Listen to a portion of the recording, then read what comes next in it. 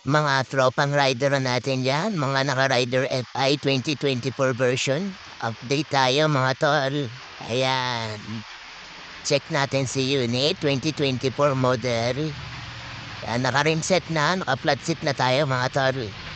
Yan, maulan pa sa labas, pero tuloy ang vlog natin. Baha na dito. Okay, yan, maulan pa rin.